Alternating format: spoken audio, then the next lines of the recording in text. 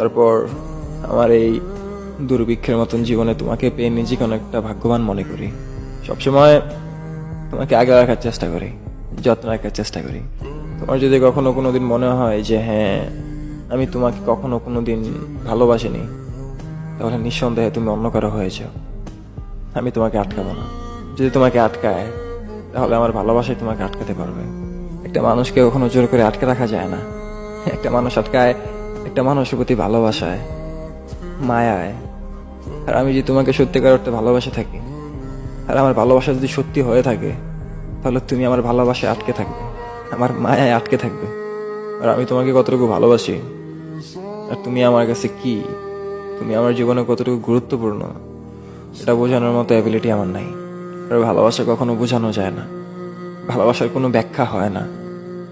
একটা মানুষ তোমাকে ঠিক কতটুকু ভালোবাসে এটা বুঝতে পারবে তোমার প্রতি তার লয়ালিটিতে, তোমাকে দেওয়া তার সময়, তোমার প্রতি তার গুরুত্ব।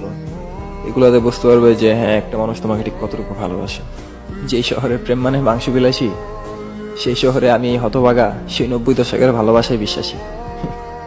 আমি তোমাকে এক আকাশ পরিমাণ ভালোবাসি, যার ব্যাখ্যা আমি তোমাকে কোনোদিন দিতে পারবো না। কিন্তু হ্যাঁ আমি এতটুকু বলতে পারি, এই জীবনে হয় তুমি, নয়তো কেউ না।